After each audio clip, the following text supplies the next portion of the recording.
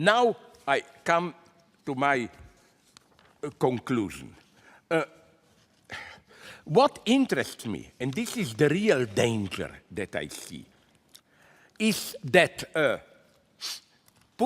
this Putin's line of criticizing the West as decadent, orgy, and so on, gay rights, LGBT+, is more and more in consonance with American New Right. I use this term with full irony, friend Jordan Peterson from the debate, I was shocked. I didn't know he will do this. You know that he adopted now a pro-Russian position. But I think in some sense he is right, not in the sense that I agree with him, but I think that American new religious conservatism and what Putin is doing are gradually getting coordinated. The Republican Party lawmakers who oppose support for Ukraine are getting stronger and stronger. They do not want to send money abroad when it can be used in the US to fortify the southern border and so on and so on. For example, Trump-backed candidate P.D. Vance criticized Ukraine as a corrupt nation run by oligarchs, and while he formally condemned Russia's invasion, he also called it insulting and strategically stupid to devote billions of resources to Ukraine while ignoring the problems in our own countries.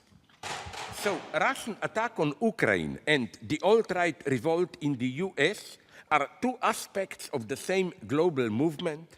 If the Western Christian revolt and the Russian anti-European stance will unite into one, this will be a global socio-political catastrophe of immeasurable amplitude. For the US and Russian neoconservatives, Europe is caught in the vortex of self-destructive degeneration, LGBT+, gay marriages, no clear distinction of sexes. So one cannot but note the obvious immanent inconsistency of the neoconservatives, from the Russian ones to American alt-right. While they pretend to deplore the multicultural hedonism and present themselves as the embodiment of traditional Christian values, their words and acts display extraordinary vulgarity, sexism, and racism. Let me just conclude with one case. You remember, it occurred back in 2012.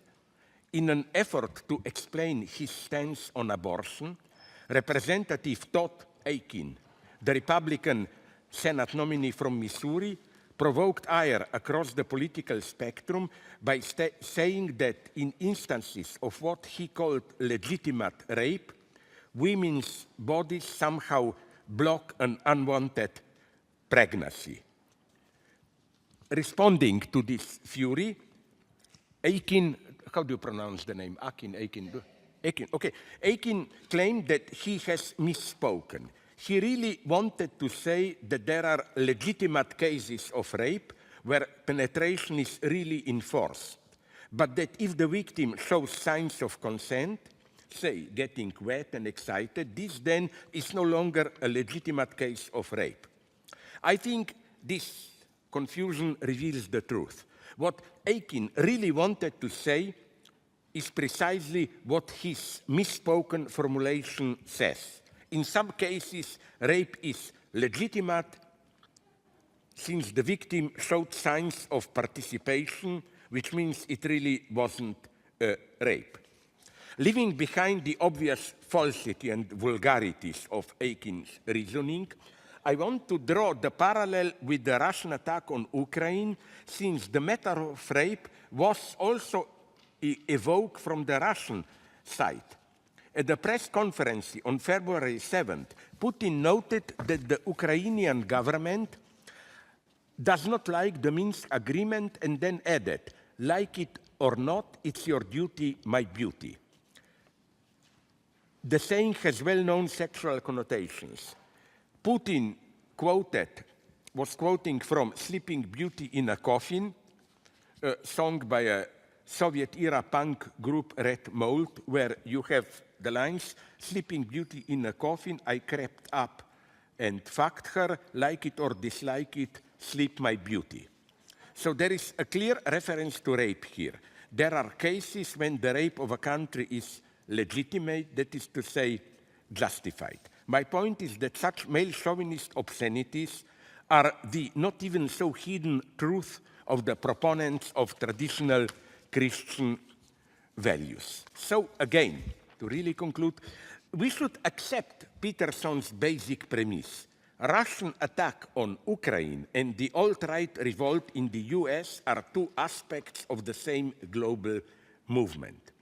But does this mean that in contrast to him, to Peterson, we should support the opposite side? Here things get complicated. It is true that if the Western Christian revolt and the Russian anti-European stance will unite into one, this will be a global catastrophe. However, we are still dealing with an antagonism internal to global capitalism. What Peterson attacks is the ultimate consequence of global capitalism itself. We all know the most famous line from Marxist Communist Manifesto. The bourgeoisie, wherever it has got the upper hand, has put an end to all feudal, patriarchal, idyllic relations. All that is solid melts into air, all that is holy is profaned, and man is at least compelled to face with sober senses his real conditions of life. End of quote. I think that what is still ignored, this is still ignored by those leftist cultural theorists who focus their critique on patriarchal ideology and practice. Is it not time to start to wonder about the fact that the critique of patriarchy was elevated into the main target at the very historical moment, ours, when patriarchy definitely lost its hegemonic role? What becomes of patriarchal family values when a child can sue his parents for neglect and abuse?